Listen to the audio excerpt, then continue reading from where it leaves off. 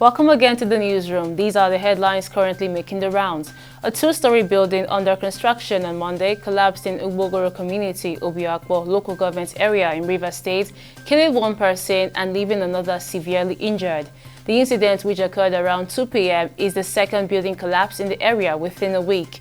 Eyewitnesses said the building gave away when construction workers were on the second floor, tragically claiming the life of a young man identified simply as Udeme from Akwa Ibom State.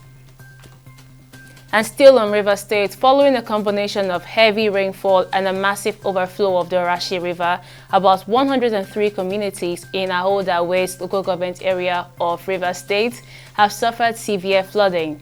Many homes and farms in the council headquarters of the local government have almost been completely submerged by the floodwaters. Some of the affected communities visited included Mbiama, Akinima, Ngeni, and Enedua, among others.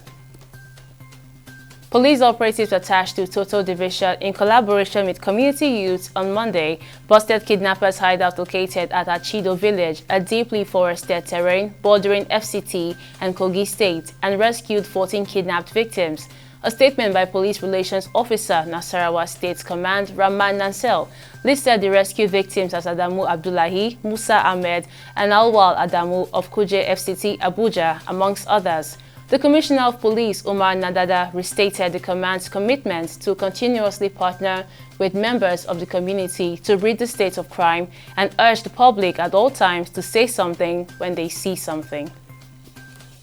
And the Executive Vice Chairman and Chief Executive Officer of the Federal Competition and Consumer Protection Commission, Tunji Bello, has called on electricity distribution companies in Nigeria to prioritize the rights of consumers in electricity metering processes. He made this call on Tuesday in an urgent meeting between key stakeholders from Nigeria's electricity sector and the FCCPC in Nigeria. In Abuja, Bello opened the session by laying emphasis on the importance of safeguarding consumers' rights in the electricity sector.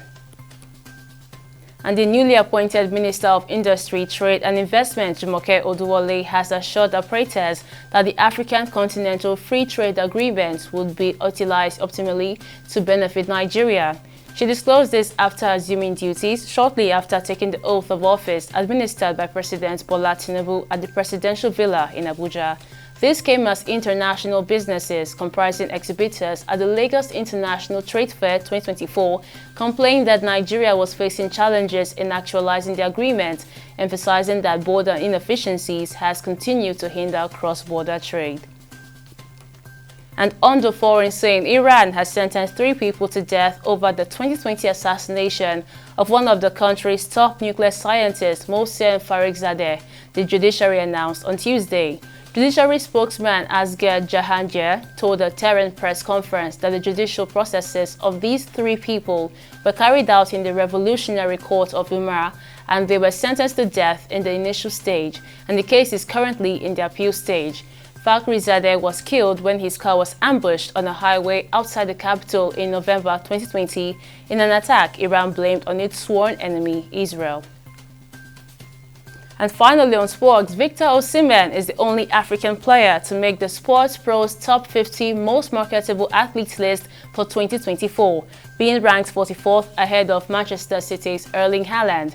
The US website used 3 metrics: brand strength, total addressable market, and economics to determine the rankings, with Osimhen scoring higher than the Norwegian striker, who sits at the 45th position.